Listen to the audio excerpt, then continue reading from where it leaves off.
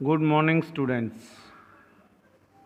कल हमने इकोनॉमिक्स का फर्स्ट लेसन डेवलपमेंट स्टार्ट किया था और कल हम पढ़ रहे थे डेवलपमेंट के निर्धारक तत्व, विकास को निर्धारित करने वाले तत्व कौन कौन से हैं। तो उसमें हमने 5 तत्वों का अध्ययन करना था।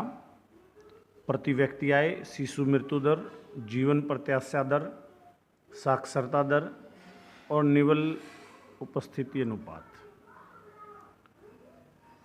तो उसमें सबसे पहला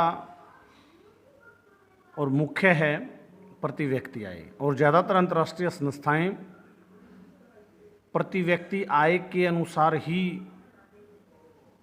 विकास की गणना करती हैं। और जो बाकी 4 हैं, शिशु मृत्यु दर, जीवन प्रत्याशा दर, साक्षरता दर, निवल उपस्थिति अनुपात, ये चारों भी हम करेंगे। मगर आपको यदि ध्यान हो तो 9th में भूगोल का जो अंतिम लेसन था जनसंख्या, उसमें ये चारों जनसंख्या में भी जितने मद आती हैं, जिन जिन की जनगणना की जाती है, जिन जिन पॉइंटों की, तो जनसंख्या में भी ये चारों पॉइंट आते हैं। पिछले साल हमने किए थे। चलो अब स्टार्ट करते हैं प्रति व्यक्ति आय से। प्रति व्यक्ति आय होती क्या है? पर कैपिटा इनकम भी इसको बोलते हैं। भाई, जो देश की कुल आय है उसको देश की कुल जनसंख्या से भाग दे दें तो प्रति व्यक्ति आय आ जाती है, यानी एक साल में एक व्यक्ति की आय। आप इसको अपने घर से भी उदाहरण लेके समझ सकते हैं कि मान लो एक साल में आपकी जो है आय 20,000 रुपये है आपके परिवार की, और परिवार में 4 सदस्य हैं, तो प्रति व्यक्ति आय 5,000 हो गई।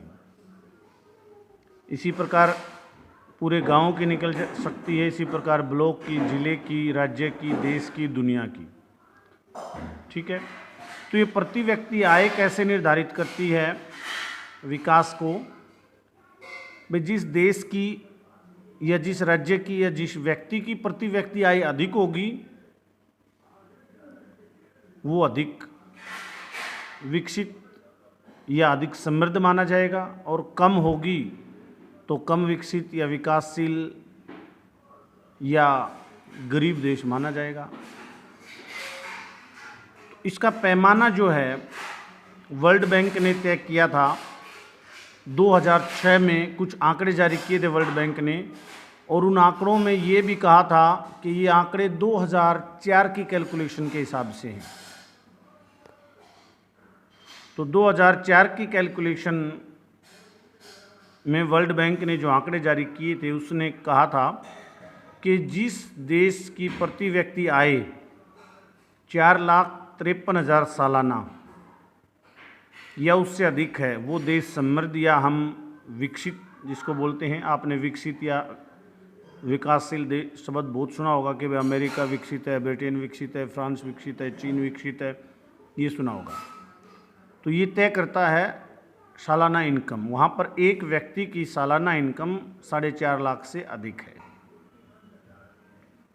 और जिन देशों की प्रति व्यक्ति आय 37,000 से कम है वो निम्न आय वाले देश या कहो गरीब देश। हम अपने देश को विकासशील देश बोलते हैं।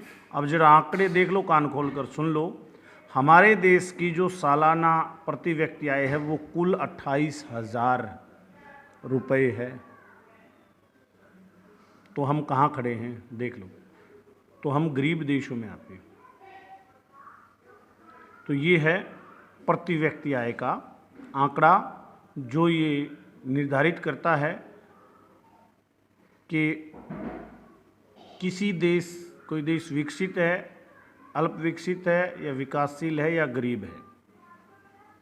लेकिन बहुत सी संस्थाएं ये मानती हैं कि सिर्फ इस एक आंकड़े के आधार पर तय नहीं होना चाहिए, कुछ आंकड़े और भी होने चाहिए। और उनके मानने का कारण भी है कि मान लो प्रति व्यक्ति आय तो ज़्यादा है, लेकिन उसका वितरण यदि सही नहीं है। अब जैसे उदाहरण के तौर पर 4.5 लाख मान लो आय हो गई प्रति व्यक्ति आय, वो तो हम एवरेज निकालते हैं ना। हो सकता है वो पूंजी कुछ लोगों तक ही सीमित हो, तो एवरेज में तो काउंट हो जाएगी। जैसे आपके परिवार की 20,000 आय है तो वो आपके फादर के पास ही है, बाकी तीनों सदस्य जो हैं वो उनके पास तो एक पैसा भी नहीं है, लेकिन आंकड़े ये बताएंगे कि चारों के पास 5-5 हज़ार रुपये हैं। तो इस प्रकार प्रति व्यक्ति आय का आंकड़ा गड़बड़ भी हो सकता है, इसलिए कुछ और आंकड़े माने गए कि भाई इसके साथ साथ कुछ और आंकड़े भी होने चाहिए ताकि सही से अंदाज़ा आ जाए। तो फिर ये बाकी के 4 पॉइंट और तय किए गए। उसके बाद आता है शिशु मृत्यु दर।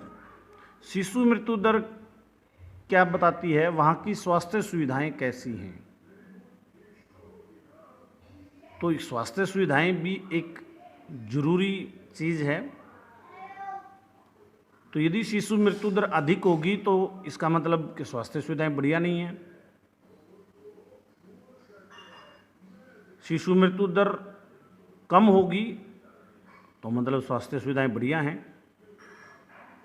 शिशु मृत्यु दर का आंकड़ा जो है वो प्रति व्यक्ति आय का तो सीधा था, जितनी प्रति व्यक्ति आय अधिक उतना देश विकसित, जितनी कम उतना गरीब। शिशु मृत्यु दर का उल्टा है, जितनी शिशु मृत्यु दर अधिक होगी उतना देश गरीब और जितनी कम होगी उतना देश अमीर। तो शिशु मृत्यु दर निकाली कैसे जाती है, ये एवरेज जो है, जो भी जनसंख्या की एवरेज हैं अगले चारों पॉइंटों में एवरेज निकलेगी, और वो हमने आप 9th में जनसंख्या के लेसन में भी निकाली थी। ये एवरेज 1000 पर निकलती है। हम मैथ में तो एवरेज 100 पर निकालते हैं, लेकिन जनसंख्या के जितने भी आंकड़े होते हैं उन सब की एवरेज 1000 पर निकलती है। तो शिशु मृत्यु दर किसी वर्ष में पैदा हुए 1000 जीवित बच्चों में से 1 वर्ष की आयु से पहले मर जाने वाले बच्चों का अनुपात। समझना इसको, किसी वर्ष में पैदा हुए 1000 जीवित बच्चे, यानी जो बहुत से बच्चे मरे हुए भी पैदा होते हैं उनको हम काउंट ही नहीं करते। हालांकि काउंट करना चाहिए, मरा बच्चा पैदा होता है तो वो भी जो स्वास्थ्य सुविधाओं की फेलियर है, लेकिन उसको काउंट नहीं करते। तो जो जीवित बच्चे पैदा होते हैं 1 साल में, उन बच्चों में जितने 1 साल की उम्र होने तक मर जाते हैं उनकी एवरेज, यानी छोटे बच्चों के मरने की एवरेज कह सकते हो इसको, शिशु मृत्यु दर कहलाती है। 1 साल तक का बच्चा शिशु कहलाता है। तो ये शिशु मृत्यु दर यदि अधिक होगी तो कोई देश गरीब होगा, शिशु मृत्यु दर यदि कम होगी तो वो अमीर होगा। तो ये 2 पॉइंट इसके हुए। तीसरा है जीवन प्रत्याशा दर। ये भी एवरेज दिखाता है स्वास्थ्य सुविधाओं का।